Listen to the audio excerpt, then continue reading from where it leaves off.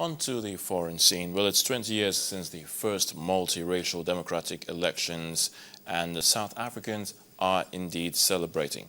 Well, President Jacob Zuma told the country that the freedom that has been enjoyed today wasn't won freely, and South Africans must guard it jealously as their country continues its journey to a better life. Our correspondent Betty Dibia reports.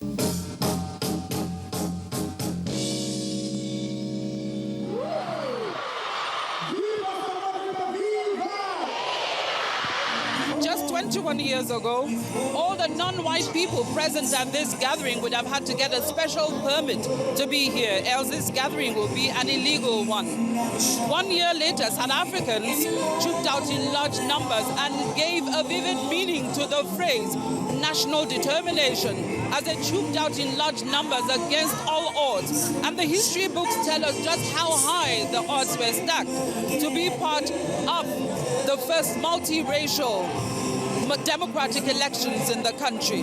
And 20 years down the line, they tell you, what's and all, they have every reason to celebrate.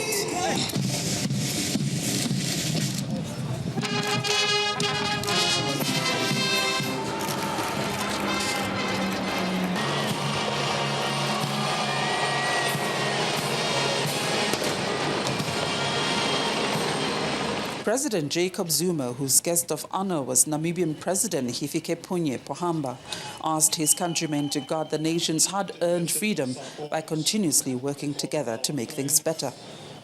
We have, as a country, done much for ourselves. We are succeeding to heal the wounds of our brutal and divided past. We are gradually making progress in building a common national identity built on respect for one another and the love of our country.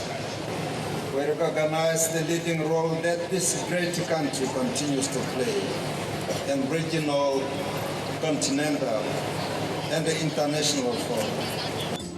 I asked some of the citizens what it felt like in 1994 and how they feel about the country today.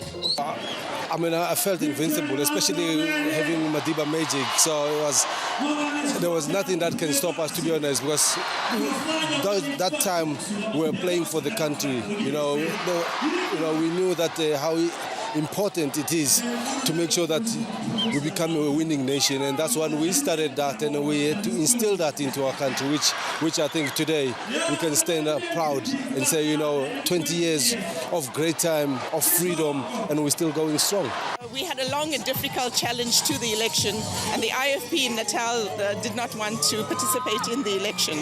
So we then, through the elections and the peace processes, they managed to get the IFP on board. Weeks back, we visited the then infamous Robben Island, where we were fortunate to meet one of the struggle icons, Dr. Ahmed Kathrada, as he took guests around the prison, including Madiba's prison cell.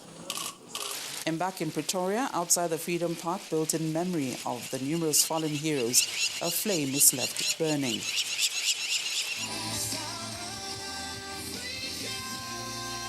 Back to the celebrations, President Zuma, joined by his wife Bongingema, officers and guests, cut the Freedom Day cake while urging every eligible voter to be part of the May the 7th general elections, the 5th since 1994.